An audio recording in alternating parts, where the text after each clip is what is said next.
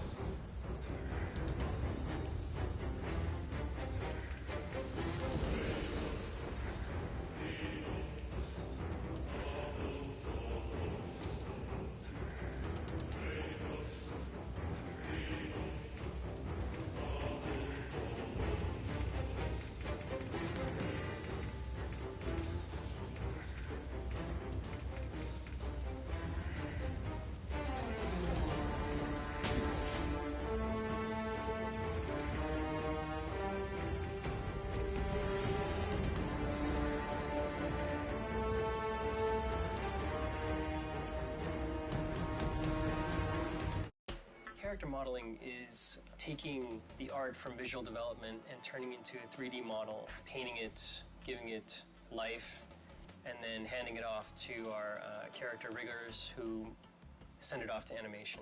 So we actually create the object itself. It's in general just become, I guess you'd say, more sophisticated, but it's more of a traditional media now. It's kind of, if you know how to sculpt traditionally, then you're going to transfer right in. Traditional skills are playing a more important role, which is great. Do you feel that you channeling the great masters of art history to help you achieve a new level? Raphael, you know, they speak to me. Really. One of the big things that I was looking forward to doing is nasty stuff like this, because before this I'd been doing more technical stuff, more like realistic humans. Doing realism is fun to a certain extent. It's more fun to do something that's slightly realistic. There's more artistic license as far as where you can go with it. With realism, there is no artistic license. And just, you can do kind of whatever you want and you push things. I mean, that's what the great masters did, so it's just exciting to work on that kind of thing.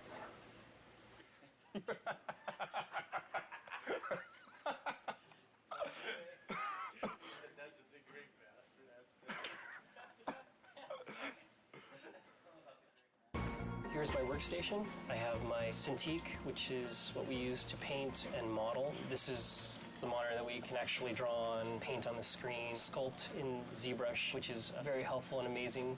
And then on the left of me, I have my standard monitor where I usually keep my reference. We're able to give metal a kind of specularity that we couldn't before. Scratches, blood, a real shine and realism that we couldn't deliver on the last project. We are working with a lot more polygons and a lot more textures on our project this time, per object.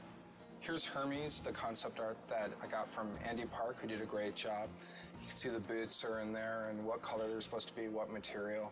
We're still working on the cloth, making sure that's all rigged nicely. And right now, I'm fighting with the hair, trying to make the hair look good. So hopefully by the time you see this in the game, it'll be looking nice and transparent.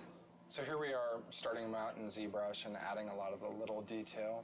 Say if you wanted his skin to bulge around these straps, it would be really easy to go ahead and just add musculature in here.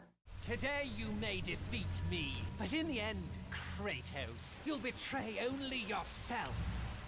This is the centaur in our game. Andy Park did the concept. They always do like a colored version first like this to kind of nail the feel of the character and like what he's all about. And then they'll give us these turnarounds like this one. We have, you know, the horses have these like chest muscles that kind of flow up into the horse neck, you know, this way. And we have abdomen muscles and these obliques that kind of flow in. And where our hips sit, you know, is kind of where their shoulder blades sit. So typically most people draw centaurs. You know, I'm not the first one to make one of these things, so, you know, this has been thought about before. But typically, you know, our hips, like where the hips would sit on a human, they put where the shoulder blades would be. It feels kind of like it would work, you know.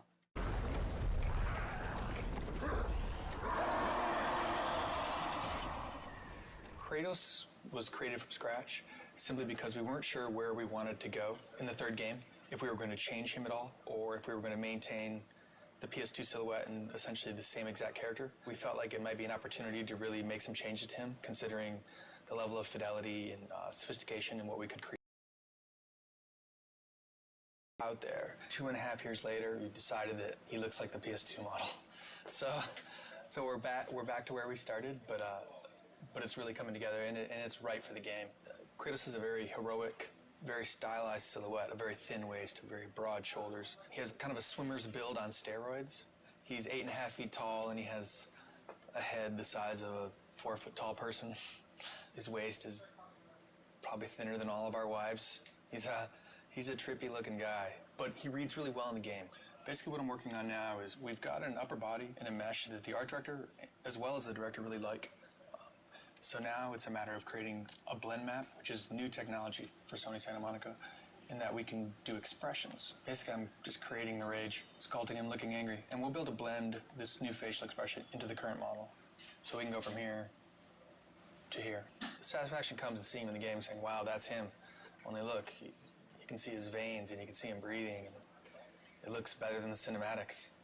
that's kind of that's the satisfaction. Zeus! Your son has returned. I bring the destruction of Olympus!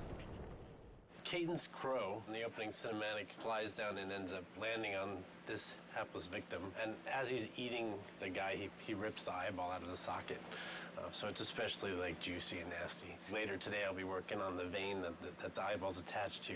So maybe the crow can like wrestle the eye out and really get some good squirming going on in the audience, sort of thing.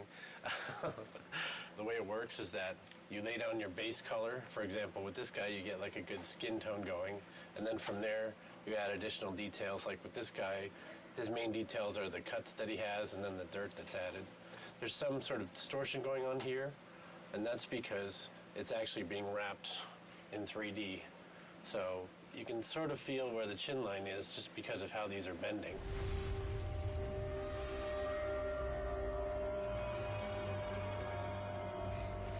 This is Hercules, and he's wearing these cestices, and basically they're like these huge gauntlets. Just trying to get across the fact that he's kind of like this aged warlord. He's not a super fresh young guy, so he's got some fat to him and some history.